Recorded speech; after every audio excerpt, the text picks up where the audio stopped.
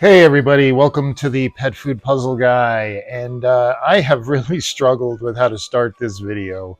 I know I've said this maybe a few times before, but I really do believe this is going to be one of my most important videos for you to watch. And I hope you'll take the time to watch the whole thing. Most of this content is not going to be mine, so but I really do believe it is so important.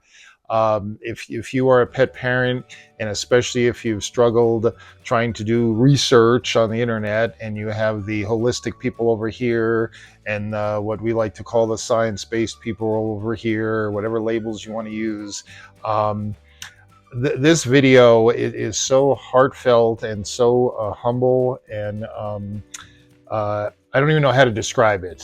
So I'm just going to tell you, BK Pets is one of the channels that when I first retired and started looking at pet food channels, and I found BK Pets, Bryce and Kenzie, a young couple, very passionate about the holistic world.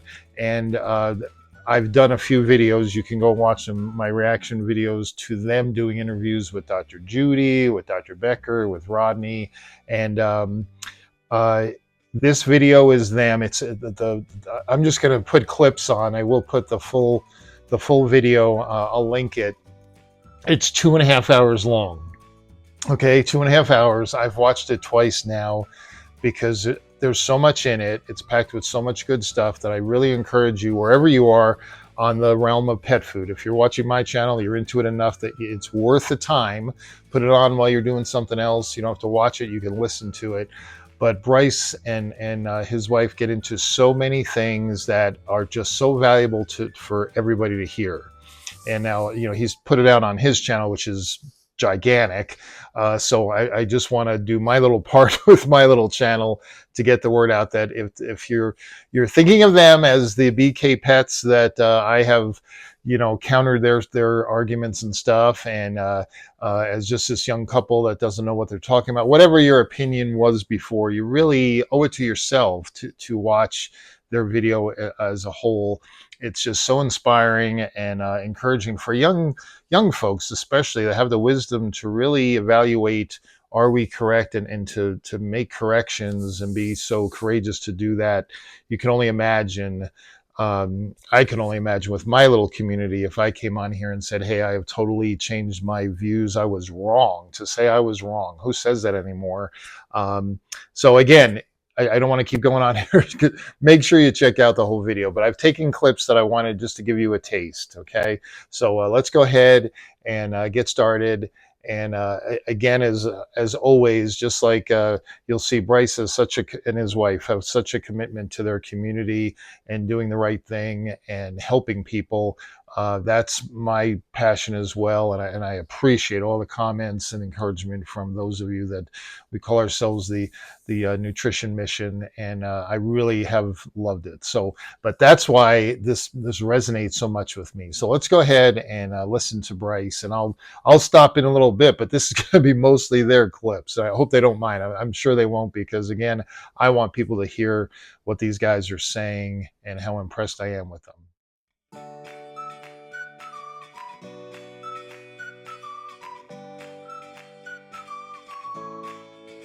I spent the last 3 years feeding you misinformation, and now it's time to finally come clean. 4 years, Kenzie and I thought the holistic pet industry had all of the answers. We stopped vaccinating our pets, we stopped giving them flea and tick medication, and we went all in on raw food. We built a brand on these beliefs. We wrote a book, we went on a book tour, and we shared that advice to millions of pet parents. But once we started asking hard questions, the answers were not adding up. Since then, we've lost friendships, we've been accused of selling out, and we even had a defamation lawsuit threatened against us, all because we changed our minds. This video is not a takedown. It's a reflection of how easy it is to fall into a belief system and how hard it is to find your way out of it. We're not asking you to agree with everything we say by any means. We're just asking that you hear us out. This is the story of how we unlearned what we once believed and why we're no longer a part of a movement that we helped grow. Yeah, I told you they are both very brutally honest in this video. It's really pretty amazing to watch. I It's probably about 6 months ago. I did a video. Bryce was interviewing somebody, maybe Dr. Judy, whoever, and I said, and some of you have even commented on it already with Bryce's new video here, that months ago, the pet food puzzle guy said, this kid, I call him a kid because I'm sure he's younger than my kids, but this young man is asking the right questions. If he keeps doing this, he's gonna get it. He's gonna figure it out.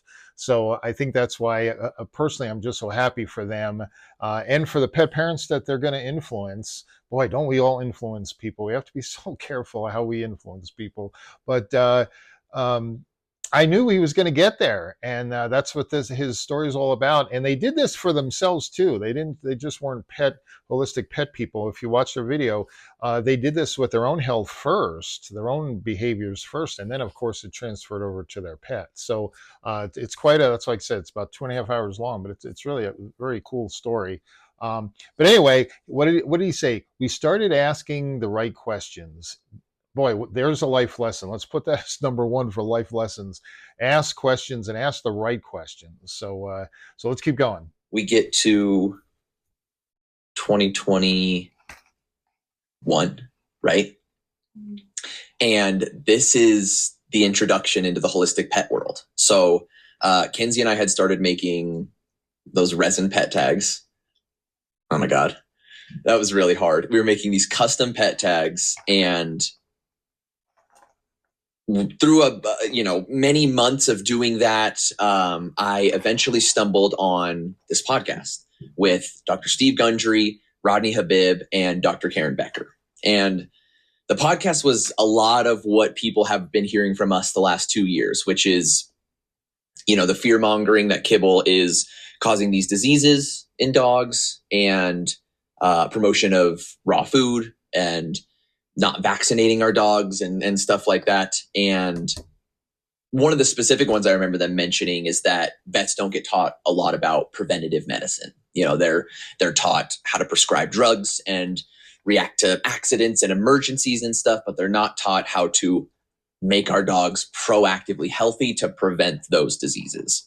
And it was super convincing. I mean, I think that's a huge understatement to say it was super convincing. So I remember watching this podcast. I mean, the singular podcast, and you say we're changing everything. Exactly. I finished watching this podcast, and our shop was across the street, and I bust through the door, and you're taking a bath, and I'm like, we have to change everything we're doing. We're getting the dogs off of Purina. We're putting them on raw food and many other things that eventually came.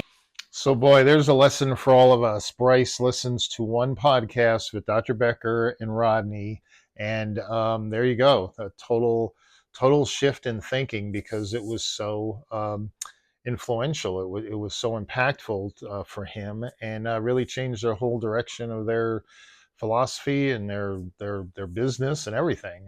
But one video, now listen later when he talks about that same video and how now he realizes things didn't add up. We started talking about raw food and how feeding fresh foods could increase longevity, which there is evidence in the human space that is the case, but we'll talk about later why that might not directly apply to our dogs. And we went from being pet tag creators to pet nutrition creators. I love that. From pet tag creators to pet nutrition creators. Notice, we all have to remember that when we're watching somebody's videos. What are their credentials? Just because they're sounding good and it appeals to what we want to hear, it's important to understand who's actually talking to us. Do they know anything about the topic they're talking about? So once we started getting into the raw feeding and stuff, I think that's when I started working on my first pet food or a pet nutrition certification. Well, it just felt like we unlocked this secret. Right. It just felt like we had no other choice but to tell other people what we were learning, because It seemed like the one thing that was going to solve one of the biggest fears that we had at the time. Which, to be clear, sorry to interrupt you, our dogs were not unhealthy. Our dogs were not doing poorly on kibble. And so we're going to talk more in a little bit about my pet nutrition certification and what it entailed and how that compares to traditional college education. But once I went through that, I genuinely felt like I had enough information to teach pet nutrition. Well, and it's crazy because you did have a lot more than the average person, but just because you had a lot more than the average person does not mean you had all of the information or even close to what a vet knows, or the nuance. Yep, absolutely. And that pet food or that pet nutrition certification was through CASI, CASI. It's the Companion Animal Sciences Institute. If you want to look it up, by all means, we're going to show some screenshots later on as well. After we took the certification, we started diving deeper into the holistic stuff. We stopped vaccinating our pets.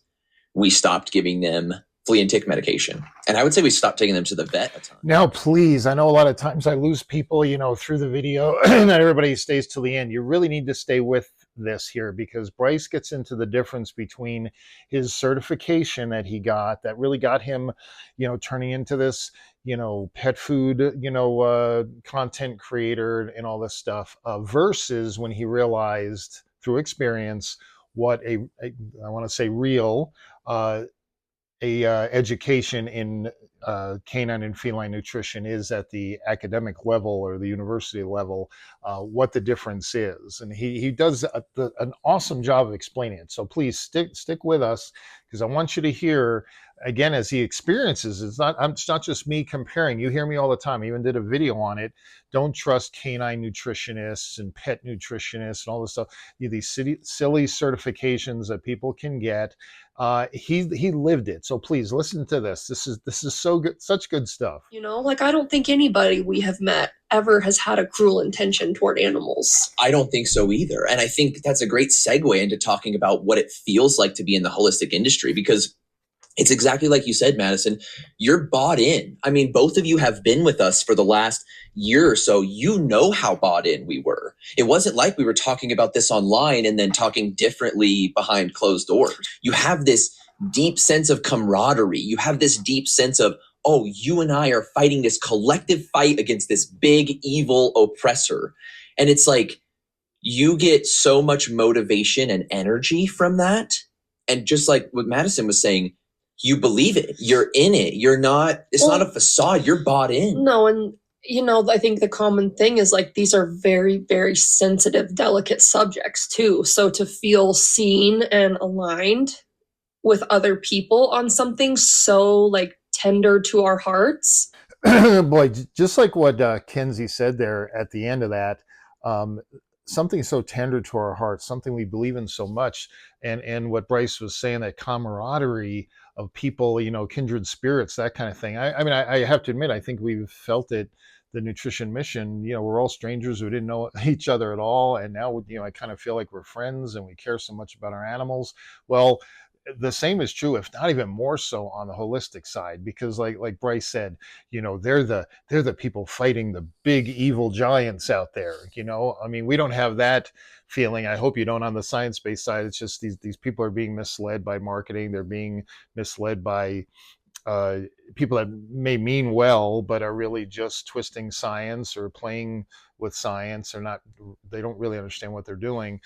We don't see them as evil, where I think based on the comments and some of the Facebook groups that are out there, oh my goodness, vets are stupid or evil, and the big three are horrible, and people have called me a shill for Hills and all this other stuff because blah blah blah blah blah. So it's almost, I don't want to say cult like, but in a way it kind of is. We've created a pet food religion for some people, and we need to break through that. We need to stop that. And I think this video and the start of what Bryce and Kenzie are going to start doing, I think is going to start leading to that. I really hope it does. And what was it like getting brand deals from these companies? How did that motivate you guys to keep this type of content going? You're getting paid now almost to promote some ideas. Mm-hmm. How does the monetary aspect come into play? It's validation. Well, I think it's validation. I that we're agree doing with the you, right thing. but I don't think it influenced the content we were making at the time. No, but it was like, we're on the right path. These Right. large companies agree with what we're saying. Like, we're doing the right thing. This is good. We need to keep going. Yeah. Like, But I think that when those brand deals started to come in, it felt like, oh my gosh, this is perfect. We believe that natural is better. And now all these natural companies want to work with us. It's like at the time, if Hills approached us, we wouldn't have taken a deal with them in any way, shape, or form because we were very anti-kibble, anti-vets at the time. Yeah, what struck me with this little segment is that how interesting that the all-natural pet food companies, all the boutique diets, whatever, they all jumped right on board with Bryce. Bryce was saying the right stuff. They were getting brand deals. They were getting, all this kind of stuff. And, like Kenzie said, for them, with no experience and no credentials really in nutrition, all this was affirmation that, hey, they're actually doing the right thing and they're helping pet parents. And I can only imagine how great it felt and to be so successful and growing and all that. So it makes sense that they clearly they were right. They were doing the right thing. And as people that love pets as much as all of us do, you could just imagine that's quite motivating. And you got this awesome purpose in your life, and that's where they were at. Track. We started writing this book, and it has exactly what you think it has. Anti-kibble rhetoric and raw food recipes and cooked food recipes that were not balanced. They were close, but they were definitely not balanced. Various natural supplements that had no testing behind them. It was just very much everything we believed in the holistic space. And there's some really good people. There's some really, really, really good people that are trying to do good things. Yeah. So this is not like a generalization. This is not a takedown. This is not a bash fest. No. These are the things that we started to hear that started to make us uncomfortable. Mm-hmm. I'm just going to read these verbatim because I think it's important to read them as we heard them. Vets don't know anything, especially when it comes to nutrition. If someone can't afford to feed their dog better than kibble, they don't deserve to have a dog. A dog would be better off dead than eating kibble their entire life. Never use antibiotics unless you are about to die, and only then for a small period of time. Vaccines cause cancer. Vaccines cause autism. The only medications any dog needs are CBD and mushrooms. Raw meaty bones are a complete and balanced diet because dogs can somehow magically assimilate all the nutrients they need from something that doesn't have all of the nutrients that they need. Dogs should be eating wild animal poop as a part of their regular diet.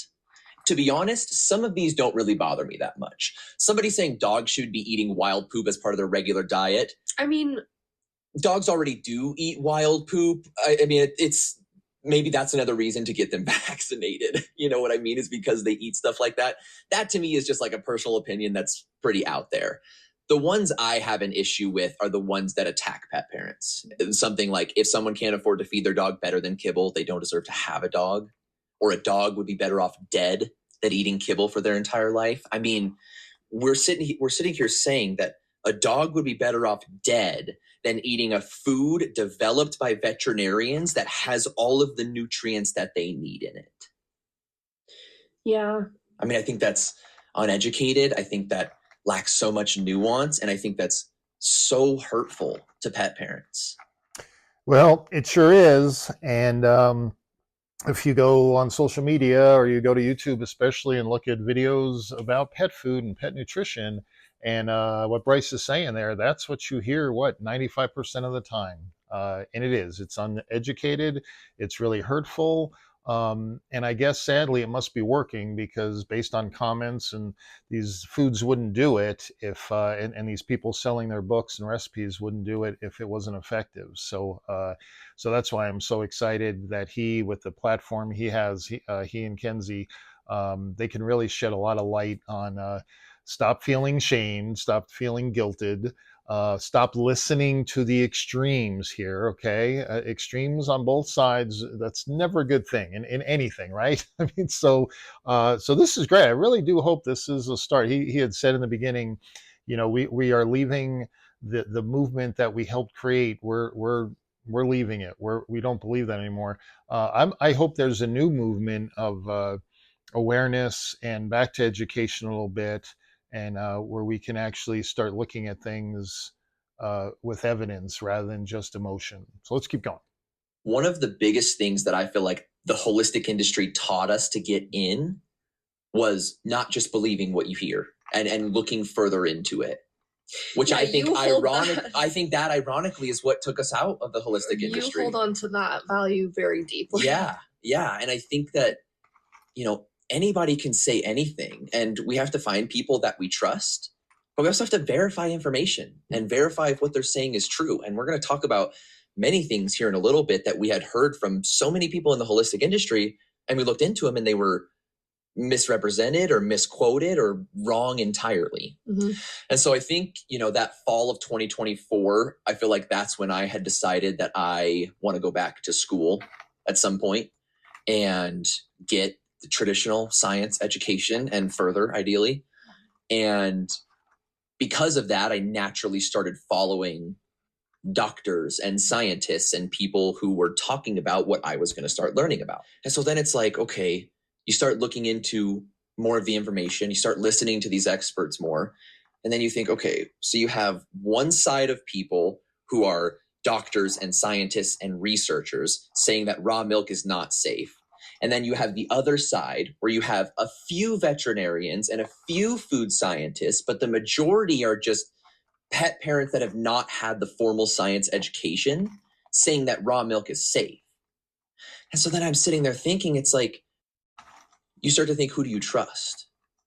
And where my mind goes is somebody who has been learning about science and practicing science longer and from other scientists probably knows more about it than somebody who is not traditionally trained in science. Oh, how many times have I said it? Who is it that you're going to trust?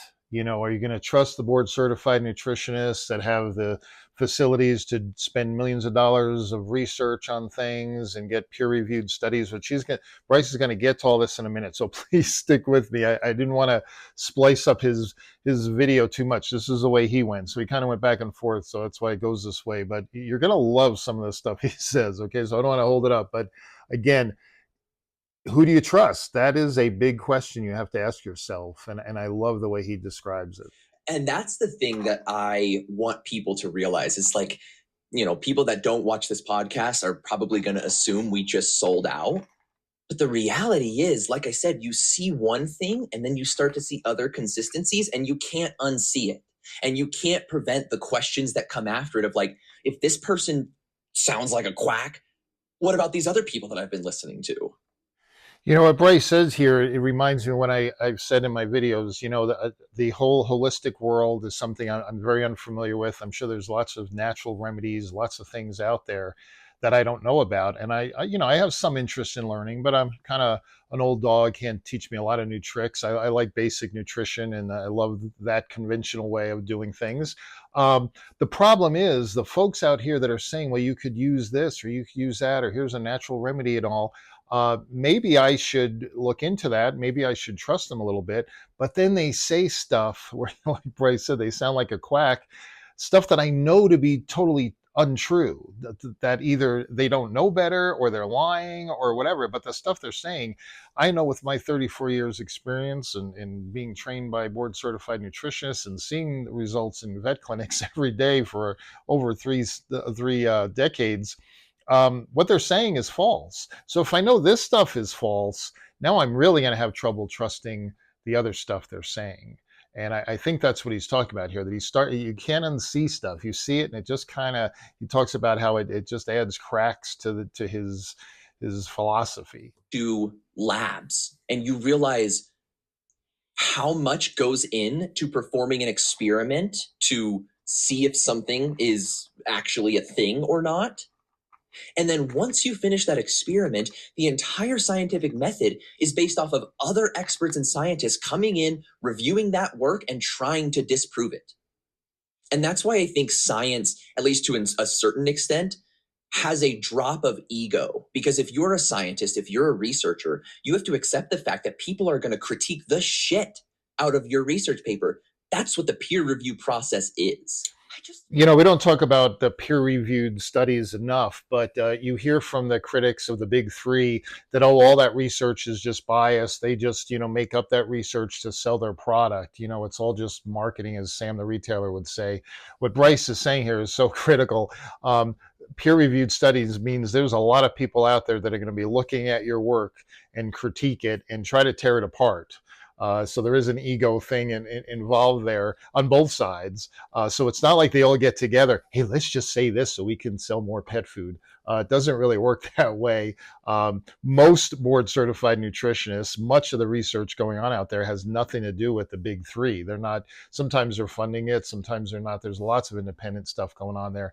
And I've said this before, if a food company came out and said, here's our study that shows that, adding rosemary to all our foods makes your dog live longer, whatever. Right away, the other nutritionists would be on that in a second, and that food company's credibility would be out the window. So Bryce learned this, which is really interesting. Listen to the next part he learned, which again is so critical because we live in an age where anybody could grab a study. Here's a study from Helsinki that shows that raw food, your dog will live to be 30 years old. There's all these studies. Even Dr. Judy, I hate quoting Dr. Judy, but she said one time in an interview, maybe with these guys, anybody could find a study that proves what they're trying to sell. The idea they're trying to sell. Listen to how Bryce handles that. And I would do practice experiments in biology, and you have to think about every single variable that you can control that might influence your outcome. And then, so there's so many different variables, and then you learn how to read research papers, and then you go read other papers and you go, but they didn't control for this, and this, which you learned in science class. And that research, which we'll talk about here in a little, is one that many people in the holistic industry quote and use to promote their ideology. Got it. Okay, those of you that know me know I am loving this. I really am, especially coming from somebody that's gone through the whole thing from one side and has the discovery process of getting here. But he's right. I am not qualified, and I would never try to critique a study. I would never take a study and say, well, let me evaluate that and see. It is very difficult to do. You have to be trained to do it, and that's what Bryce is talking about. So when somebody says, well, there's a study, I saw what We Feed Raw or something like that, the lady talking about a study. I think it's from Helsinki, actually. I'm sorry, I'm not that impressed. When there are studies all over the place, especially in America, sorry, I happen to be a little biased toward American research, but when there's a consensus that, wow, we've done plenty of studies, these studies have been peer-reviewed, and we need to look at this. This is something to consider. That's real science, not just cherry picking. Oh, here's a study. And as Bryce said, if you're qualified or educated enough to go through and look at all that, I'm not. I would never try. Hills used to give us a summary. The nutritionists would give us a summary of certain studies. And that's where they would say, well, here's where they messed up on this variable, or they messed up that the conclusion was a real stretch from what, the results were, that kind of thing. Most people can't handle research well to be able to critique it. They can maybe read it and understand it, but what Bryce is saying is so critical here. And again, what he said at the end there, it's those studies that most of your, all natural, holistic veterinarians are citing to promote their religion. And so now I think we should talk about the original podcast with Dr. Gundry and Dr. Karen and Rodney, and talk about some of the things said in that podcast that we don't necessarily agree with. And I want to preface this by saying that, I have deep respect for Rodney and Karen. We have done a podcast with them. They are incredible people. And I think this is just a great example of people that respect each other, but disagree. And we can do that in a respectful way. And I do agree with Bryce that obviously I disagree with Dr. Becker and Rodney pretty much on everything. But we need to, just like they said earlier in the video, no one is coming to this debate, this argument, this topic with any animosity toward animals or anything like that. Everybody that I see is totally committed to pets. They're animal lovers. They just want to see the best done. And I know at times I've been kind of critical because, again, I get a little emotional. We all do, especially with harmful information being put out there. But I think this, I said it in a video not too long ago, that we need to kind of come together and not be so radical toward each other. And here's Bryce has the platform, he has the audience and the followers, and he's going to lose some people. There's no doubt about it. I've watched some of the comments of his video. Some people are not very nice, and they're going to be gone. He mentions in the video a few friendships that were destroyed because he refuses to feed raw poultry or something like that. But I think for most folks, this is really going to be a good thing. And again, for those of you that are caught in the middle, you just want to feed your pet a healthy food, and you're just getting bombarded. BK Pets, I believe, is going to be a great place to go and get good information. So, and that's why my channel's always been, I always say, I'm just this little guy, but if I can, I know lots of folks are following Dr. Ray now, and they leave comments telling me, hey, thanks for turning me on to Dr. Ray. She's awesome, blah, blah, blah. I'm happy to do that. I mean, there's plenty of people out there doing great stuff. I'm going to try to get everybody over to those people and away from this other stuff. So I'm excited about all this, but let's do it respectfully. And I know in the past I've been a little rough on Dr. Becker and maybe even Rodney too, but I'm just going to be respectful from now on and use these guys as a good example and inspiration on how to handle folks that disagree with me. Another part in that podcast is they talk about the NOVA classification system. And I think this kind of ties into Dana Madison, what you guys were talking about earlier, which is like, in the human space, you even heard Dr. Mike talk about it. His patients are overeating ultra processed foods. And that makes sense. Doritos, McDonald's, soda, candy, like we consume that a lot as Americans. But why is ultra processed food bad for humans? Well, according to doctors, it's not the processing method itself. It's when companies process a food in a way that makes us overeat certain fats, sugar, and salt. But kibble doesn't do that. Kibble's not trying to get our dogs to overeat. In fact, there are many reputable companies that are trying to figure out ways to make kibble have our dogs feel fuller longer because of the obesity epidemic going on. I mean, you have Purina coming out with a 2-year study that shows that dogs that were overfed versus dogs that were overfed lived 2 years longer. And something like that doesn't sell more Purina product. It'd sell more product if they came out and said, obesity is not an issue. You can free feed your dog. It doesn't matter how much they eat as long as they're getting complete and balanced food. And I think that,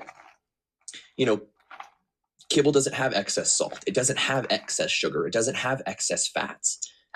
But do you think it's fair to say that maybe some do? Bad companies. So when I say this, I'm more referencing reputable kibble companies, especially kibble companies tied to board certified vet nutritionists, more specifically. Nuance, dude. There's, oh my God, if I could write a book, it'd be titled Nuance. So we have this NOVA classification system, and the NOVA classification system breaks down foods into 4 levels of processing. So you have unprocessed ingredients. That's going to be your meat, your fruits, your vegetables. You have your processed culinary ingredients. So that's going to be your butter, your other fats, salt, sugar. You have your processed ingredients. Let's use corn for an example. So unprocessed is corn on the cob. Processed is canned corn. And then you have ultra processed, which is going to be like Doritos, right? And so the general thinking is the more you eat toward the unprocessed section, the healthier you are. And people will often say, oh, kibble is, heavily processed away from its natural state. They use salt, fat, and various things to help preserve it, blah, blah, blah. So we're going to put it in the ultra processed category. But what Dr. Mike often says is that ultra processed foods are bad because we overeat certain fats, salts, and sugars, not because they're ultra processed. And I feel like that's what kibble is not. Is kibble might be ultra processed, but if it doesn't get dogs to overeat fats, salts, and sugars, it's most likely not doing anything close to what ultra processed foods are doing to us humans. Well, and I think you'll bring this up later too, but kibble is not nutrient devoid. Doritos have nothing in them but calories, pretty much. Kibble has calcium and phosphorus and vitamin E and vitamin D and omegas and protein and calories. It literally has everything that is needed to keep a dog alive. Now, you can debate whether it has everything they need for a dog to thrive. But according to modern research and all the nutrients that a dog needs, complete and balanced kibble has all of that. So I don't think we can lump kibble into the ultra processed category and say it's bad like Doritos and cereal and all that other stuff when it literally has everything that a dog needs in it. Are there differences between kibble and whole fresh foods? Yes, I believe there are. We don't have the research to show kibble versus fresh food yet, but I believe there's something there. But it's not the fact that kibble is this hugely toxic, missing a bunch of nutrients food, like a lot of people make it out to be. I know that was kind of long, but I just love listening to that. He just does such a great job of showing that what you hear Dr. Becker and Dr. Judy and Rodney say about processed foods or ultra processed foods. It's not so much the process. It really is what's the purpose of the food. Just like I use my granddaughter's special packet food she gets, through a G tube. That's all she's lived on for 9 years now. It's not Doritos. So that was long, but he just does such a great job. I wanted you to hear it. And then, I think the next question that comes up is going to be, well, how can you trust these kibble companies? Like the vets that work for them are paid off or whatever, change their beliefs for money. And I want to share a story here as to why I no longer believe that. I also want to say that this person works for one of the big kibble companies that many in the holistic industry think are doing bad things. When I was very little, my parents took the family cat to the vet for a routine visit. The vet recommended they incorporate raw chicken necks into her diet because her teeth had a small amount of buildup. So my parents, following what they had been told, began feeding chicken necks. By the second dose, something wasn't right. She began to have odd episodes of leg dragging and weakness that would come and go. One night, however, she began drooling, behaving oddly, unable to walk, falling down, struggling to breathe. She was rushed to the veterinary hospital and they ran every test under the sun, suspecting toxicity, snake bite, common medications, etc. All negative. Sadly, she passed away that night due to respiratory failure. For 20 years, we had no answers. Eventually, research from the same university hospital, I might add, showed us that raw chicken necks are linked to something called acute polyradiculoneuritis, APN. I am sorry, I'm sure I butchered that, which develops due to Campylobacter poisoning and causes ascending paralysis, starting with the legs and then traveling up to paralyze the lung muscles, causing respiratory failure. Ironically, I worked in the same clinic that recommended the chicken necks when this research came out, so I have the receipts to prove that this was the cause of death. It's a big reason I am so passionate about making sure other pet owners don't make the same mistakes that could cost their pet their lives. So this really gets me going. For somebody to say that somebody like that sold out because they work for one of the big kibble companies, I think is one of the most disrespectful things that you could say. And again, I can only speak from my experience as to why I have the bias I have or the perspective I have. And it's just like this story here. I don't know who this person is, but I used to have to fly to Topeka a lot back in the 90s and before the internet and be trained by the board certified nutritionists that made those therapeutic diets. So I got to know them personally. I got to know their passion. They were all dog and cat lovers, had plenty of their own, of course, fed them the diets that they trusted. So that's why when I hear people say, oh, those companies are so evil and the veterinarians are bought and all this other stuff, I think Bryce is now learning that, that's just marketing hype to get you to be fearful of those companies and demonize them so that they can sell you their product. So cool story. And again, I can relate to it because of the people that I rubbed shoulders with and had the privilege of knowing. Many of them are retired now, like me, but it was a great camaraderie with people with lots of credentials and lots of experience and expertise. And there were two courses I really wanted to take, pet nutrition and animal nutrition. And I want to talk about the difference between somebody who has taken, let's say, a pet nutrition course at the college level versus somebody like me who has a canine nutrition certification. So my canine nutrition certification was $750 US. You had to buy that textbook right back there, which is the Small Animal Clinical Nutrition textbook, as well as the Introduction to Veterinary Anatomy and Physiology book. So they were using traditional textbooks. And the general structure of the course was you read a chapter or two, you write a paper answering some questions, you submit it, you get a grade back, you move on to the next one. The only communication I had with any instructors was sending an email with my document and them sending my grade back. It's not like you're attending lecture of any kind. And it took me about 3 to 4 months to complete. You could probably do it in 4 to 8 weeks if you were doing it quicker. And I would say this course for sure teaches about raw food, but they also teach some foundational stuff. Like you learn about fats and proteins and various nutrients and vitamins and minerals and stuff. But it's a great introductory course for a pet parent who wants to understand nutrition a little bit better. And so let's compare the canine nutrition certification versus somebody who's just taken a pet nutrition course. And I'm going to read this so I ensure I get it correct. For my canine nutrition certification, I had to pay $750 and give them my email address. That was all I had to do to get started. For an undergraduate pet nutrition course, you first have to take an animal nutrition course. And before you can take an animal nutrition course, you have to take a Fundamentals of Physiology course. But before you can take that Fundamentals of Physiology course, you have to take an Attributes of Living Systems course and Organic Chemistry course. But before you take that Organic Chemistry course, you have to take Chemistry 2. But before you take Chemistry 2, you have to take Chemistry 1. And before you can take Chemistry 1, you have to apply to that vet school and show them a GPA and SAT or ACT scores that are good enough to get into that school. So by the time that somebody takes a pet nutrition course in college, they've gone through 6 college level science classes just to be able to step foot in that course. They already understand chemistry and biology and physiology and all of these precursors before they even start learning about nutrition.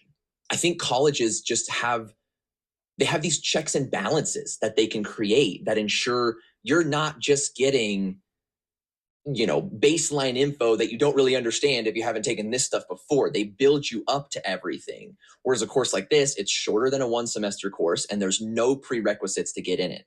So without that science foundation, you don't understand things like the scientific process or how to read research articles. And I think that's really important. And, one of the biggest things I always hear is that vets aren't taught about like homemade diets and stuff. I think that's bullshit because I'm literally tweaking all of our homemade diets right now based off of that textbook and looking up the proper calcium levels and the phosphorus levels and the calcium to phosphorus ratio and how much the vitamin D should be and the minimum requirements of the NRC. Like this is what people are taught in vet school.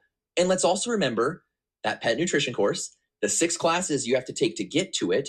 And that's all before vet school. Like that's literally just to get a 4-year bachelor's degree. So for us to sit here and say that vets don't have the knowledge to talk about nutrition, I think is ridiculous. I think it's offensive. I'm just loving this. I'm sorry. I'm just loving this. Of course, or like at least still be respectful, but I think it's just hard because it feels like most of our relationships were based on our beliefs about pet food. Agreed. They 100% were.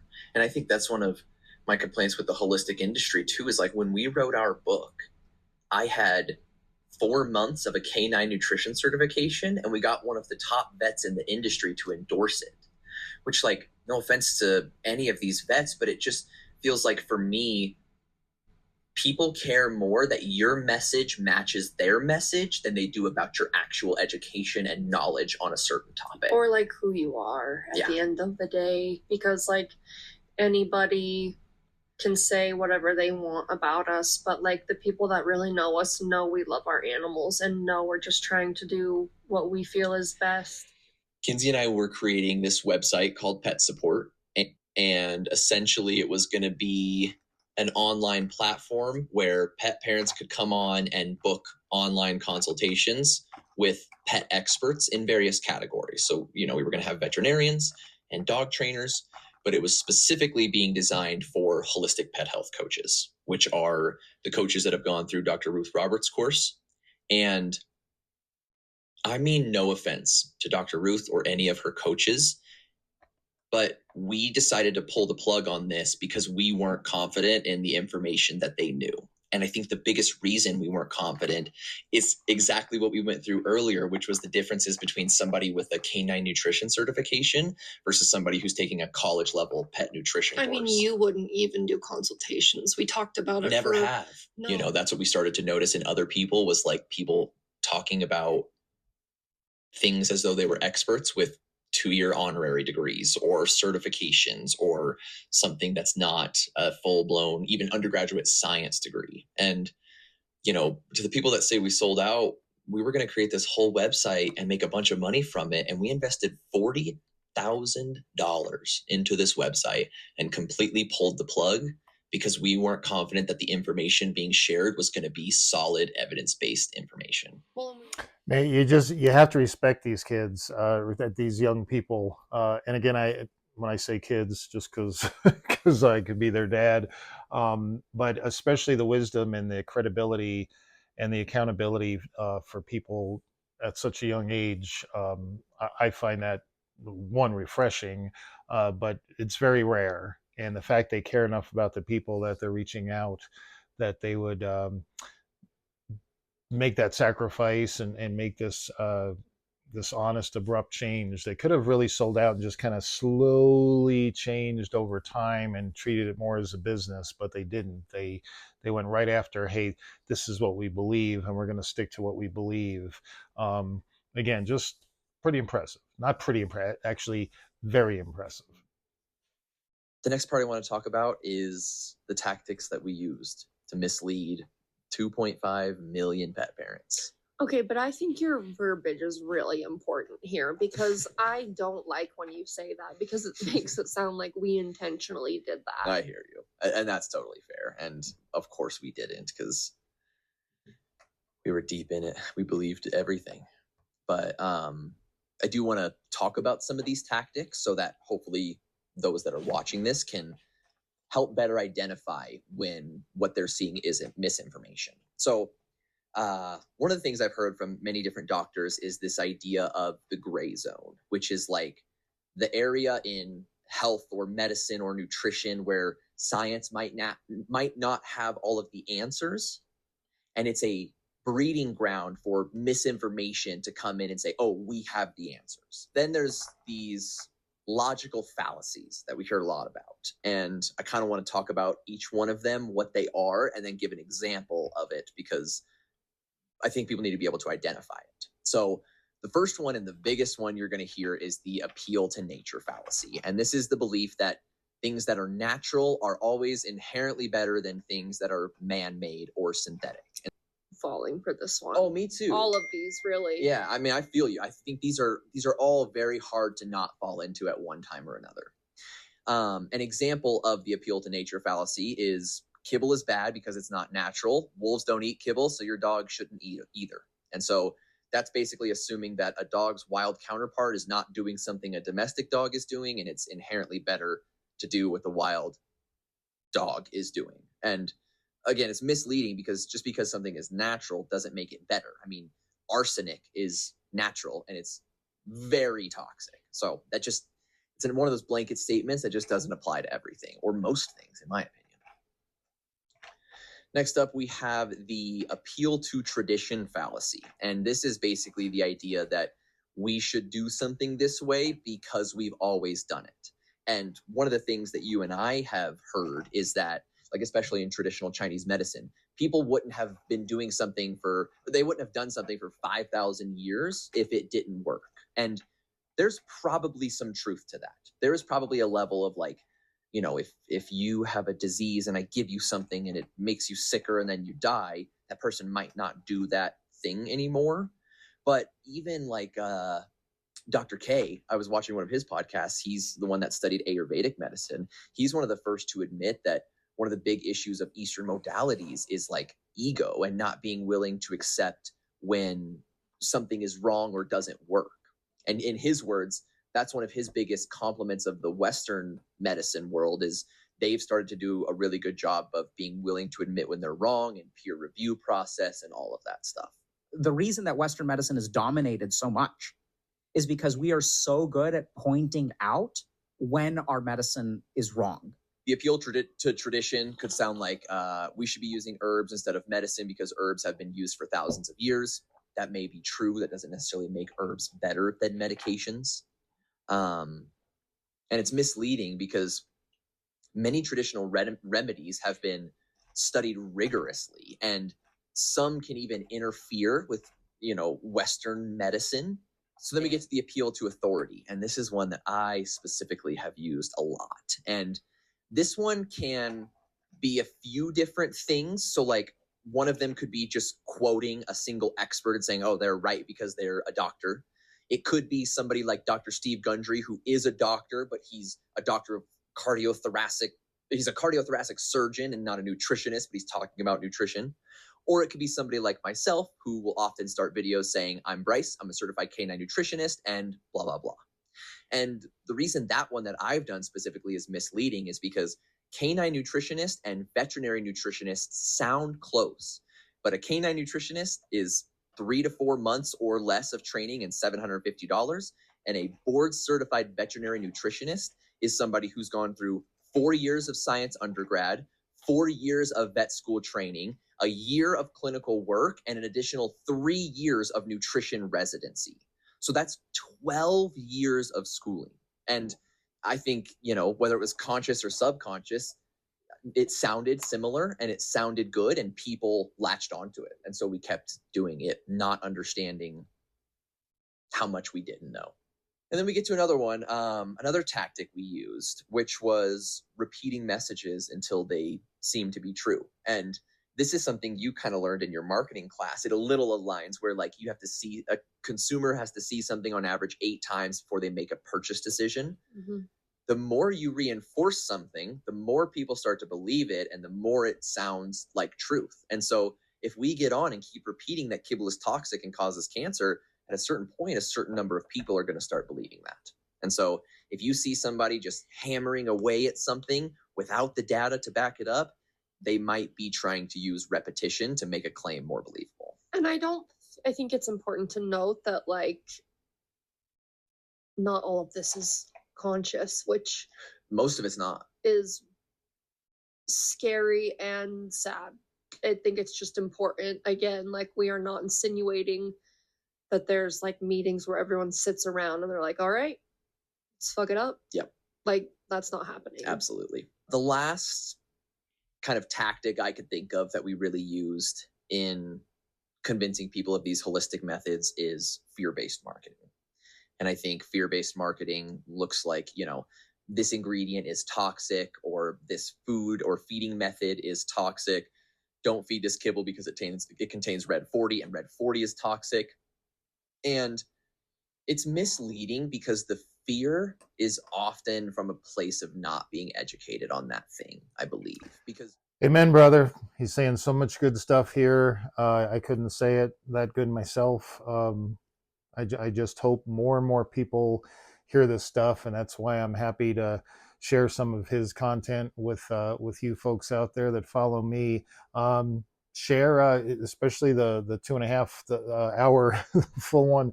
Share that with folks because this is unique, and I think it's unique among all the channels as well. That's why I think it's so important. That's why I'm cheering for these guys. I think that the last thing I want to touch on for this misinformation section is just a little passage that I also want to read verbatim because I spent some time writing it and I think it's important.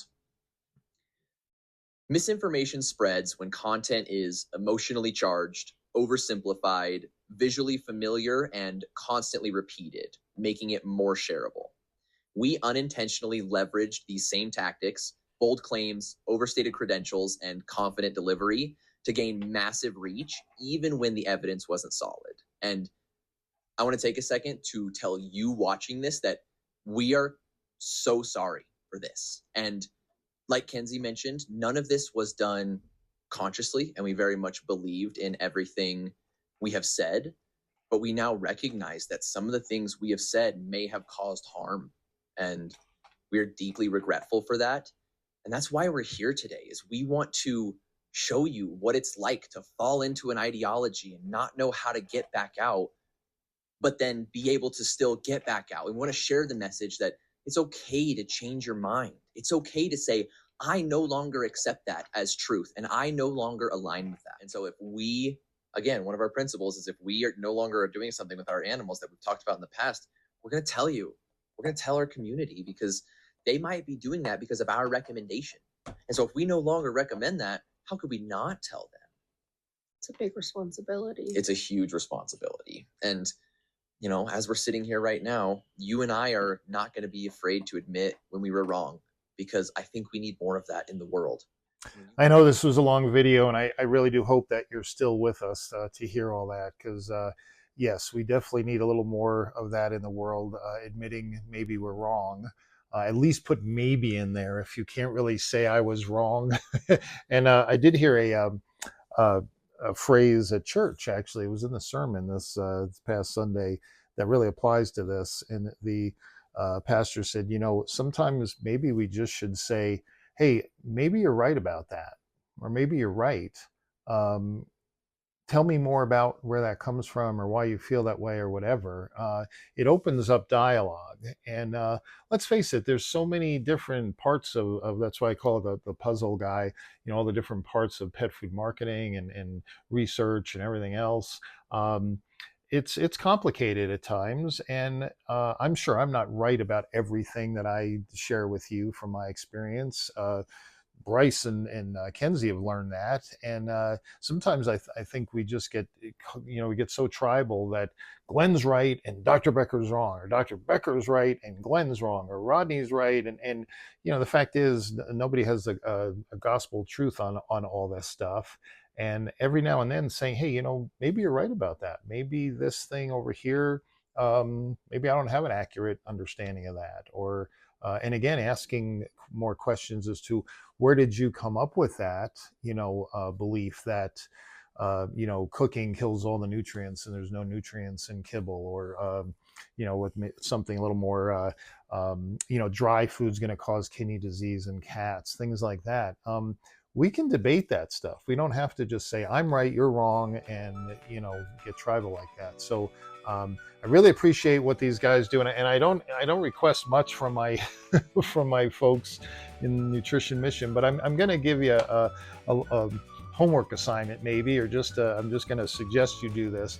But BK Pets, if you haven't gone there, many of you are familiar with them because you'll send me, did you see when they said this, and blah, blah, blah. I think you should go there as people that really appreciate honesty and evidence-based science, and being willing to say I was wrong and change my mind. Let's go there. I've already gone there. I think 2 different comments I put in there, just, you know, affirming these guys and just thanking them for their honesty, and all, looking forward to what their channel is going to be like. I'm sure we're not going to agree on everything, and that's fine. That's not the purpose. But those of you that feel like it, send Bryce and Kenzie, I forgot her name, Kenzie, just send them a quick note that, hey, you know, we really appreciate you guys and what you're doing, and it takes a lot of guts and a lot of maturity that even folks I'm in my 60s, I don't know that I have that much maturity that I can get out there and just lay it all on the line like that. So anyway, I think you should do that. I think that would be a good thing, and it's going to go a long way. So somebody, I wish I remember who asked me this months ago, why can't both camps get along? Maybe this is the first, you know, offering of let's get along. Let's get back to learning together instead of criticizing and demonizing each other. So anyway, I hope you watched the whole thing. This was really important, I believe. And I will catch you on the next video, guys. Y'all take care.